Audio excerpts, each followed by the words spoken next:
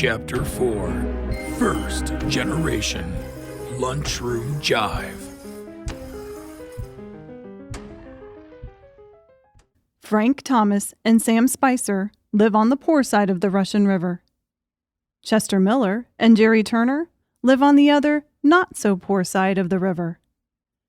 These four best friends recently graduated from 7 Mile High and went to work for U.S. Dynamite, alongside Joe Turner, Greg Fowler, and Brett Michaels, who graduated a few years earlier. It's lunch break. Greg and Brett sit catty-corner from the four friends. Joe sits alone, but close enough he can hear the boys reminisce and brag about their recent high school football success. Joe was captain and star defensive lineman for 7 Mile, feared by all who came against him, so he enjoys the boys' gab. Greg warmed the bench a few years in middle school. His lack of talent and drive steered him to drinking and smoking pot, but bullying the weak became Greg's strongest means of easing his insecurities. Jealous of the four boys, Greg tires of their jock gush. Why don't you shut these superstars flapping traps before I do, Joe? They're not hurting anyone. Jerry's my little brother. Best stay clear if you ever want to look in a mirror again. Greg blows Joe off. Not a choice most people choose. It's rumored throughout the town of 7 Mile that Joe Turner enjoys all-inclusive vacations several times a year, trucking illegal explosives south of the border. Joe is extremely feared and respected. Greg pushes his luck with Joe and hassles the four boys anyway. Yeah.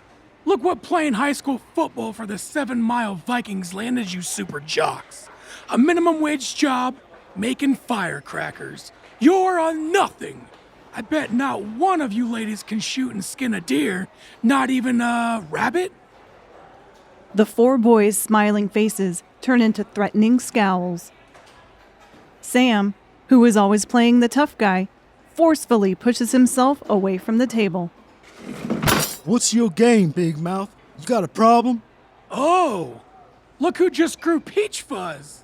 Snipe hunting asshole. Jerry overhears Joe chuckle. Hey, big brother. What's so funny? Do you run with this loser? I don't run. I walk. Alone. You know that. I ain't never heard of no snipes. What's in it for me when I whip your ass at your own game, punk? Whoever wins, eat the snipes the other one catch. Winner take all. Best meat you ever tasted. Better than chicken or steak. Go ahead. Ask Brett. Brett Michaels' claim to fame is dating the hottest girl in California, the ultra-provocative sex goddess, Sunny Shade. Brett was also the star forward for the 7 Mile Vikings basketball team. Too bad no one cares about basketball in 7 Mile. It's football or nothing in this town. However, Greg was one of the few spectators who came to watch him play, so Brett pretends to like Greg out of pity. Brett wants no trouble from Joe, so he ignores Greg.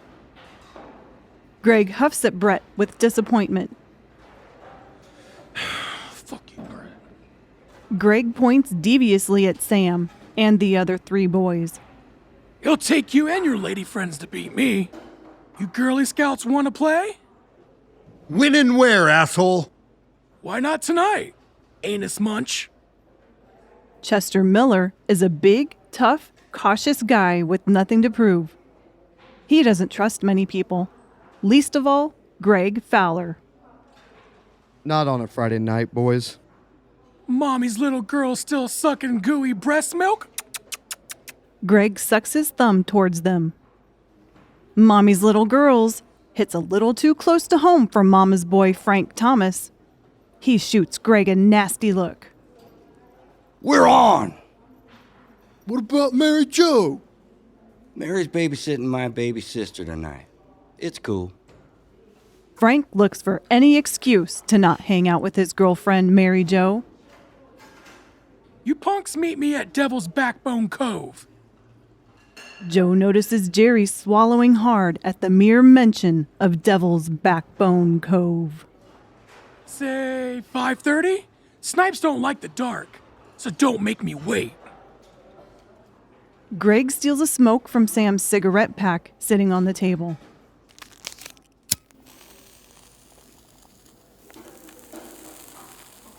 Hey, smoking's against company policy. I don't smoke. The cigarette does. Rules only apply to minimum wagers like yourselves. See you losers tonight. Don't forget to change your feminine napkins, sissy boys. Greg puts his cigarette out in Chester's soup. Greg exits the break room. Chester glares at the floating cigarette in his cup of noodles. Smells like sardines to me, guys. That pussy didn't even make Waterboy 4 years straight. I'm going. Me too. Jerry has always looked up to Joe since their dad's murder. You schooled with him, Joe. Tell us something. Joe walks past the boys to the trash can, kind of ignoring the question. I'm not a cozy one. If you knew my friends, Jerry, Joe catches himself. snipe hunting's harmless. However, I'd never play cards with a guy. That means he doesn't trust him. You ever snipe hunt, big brother? One time? Did you get any, Joe? No, but they're plentiful. They're in heat right now. You guys stick together. Let me know if Greg steps out of line. 12:30. Back to work, fellas.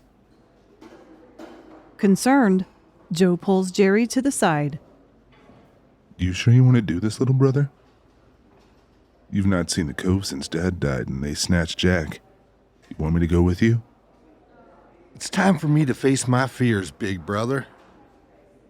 The guy's safe to be around, though. Right? He's no threat.